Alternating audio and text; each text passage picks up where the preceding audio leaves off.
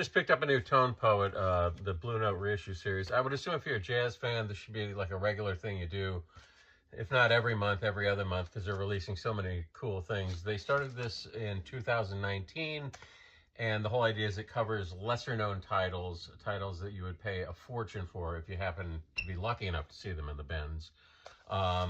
Larry Young, organ player. He's not your typical jazz organ player doing the bluesy soul jazz stuff like Jack McDuff and Jimmy McGriff and Jimmy Smith, Charles Earland, Babyface Willett. Larry Young, who played with Miles Davis in Bitches Brew, he played with John McLaughlin, he was in Tony Williams' Lifetime. He leans towards modal and exploratory playing. He's been referred to as the John Coltrane of jazz organists. And this album, Mothership, came out in 1969, but it wasn't released until 1980. Don't know why. It sat in the cans for so long at Blue Note. I get the impression from what I've read, the 70s were kind of a directionless time for Blue Note. So anyway, they sat on this until 1980. It's soulful, but avant-garde at the same time, slightly psychedelic, modal jazz. The solos stretch out as opposed to sticking to the chord changes. This is great stuff. I mean, his big one's Unity, if you want to just dive right in and get his probably best-selling album. But if not, check this out. Like I said, the Tone Poets you should be getting on a regular basis. I was, since 2019, I've been getting them they come 2 a month, and I've been trying to keep up. Next up, Bill Plummer and the Cosmic Brotherhood. This came out in 1968. This is late 60s jazz with trippy psychedelic accents and lots of Indian music. In addition to the regular jazz instruments like sax, bass, drums, and piano, there's sitars, a sarod, a tambura, tabla. This is jazz with classical Indian music mixed.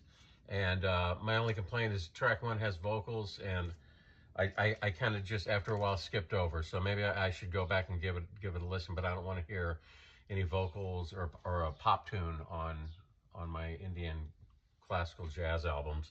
One that I love, if you don't have, is Jazz Raga by Gabor Szabo.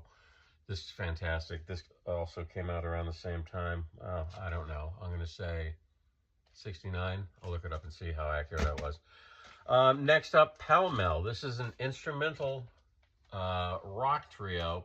Bumper Crop came out in 1990 on SST Records. Yep, the legendary punk label SST, started by Greg Ginn of Black Flag. Named after a little business he started in his parents' basement selling solid-state transmitters. And that's where you get SST from.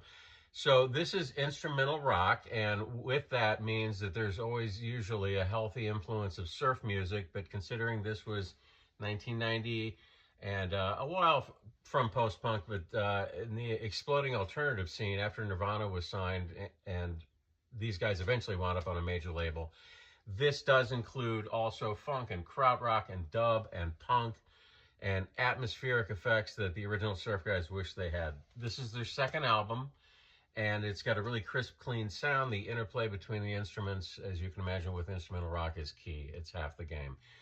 Really good, Pell Mell. And finally, I got this. I'm always saying that you should sign up for these mailing lists, and 2 of them, Stranded Records. I got a shop in Manhattan, one in San Francisco, and Forced Exposure. Both of them, I get these mailing lists to me every month, and they recommend albums I never would have known about, and this is one of them. Quint Plus, I think I'm pronouncing it correctly. Vampy Soul put this out this year in March. But originally the album came out in 1971. It was their only album. The group broke up in 73. And they're from Buenos Aires. And it mixes early 70s fusion with Argentinian folk music. And it's sax, trumpet, keyboard, bass, drums, and the keys. A lot of Fender Rhodes, and that's one of the main reasons I bought it. I love that 70s Fender Rhodes sound, and it's all over this record. So, good luck. It shouldn't be too hard to find right now, but if you wait and it sells out the initial press from Vampy Soul, then, you know, you're up the creek. So, that's it.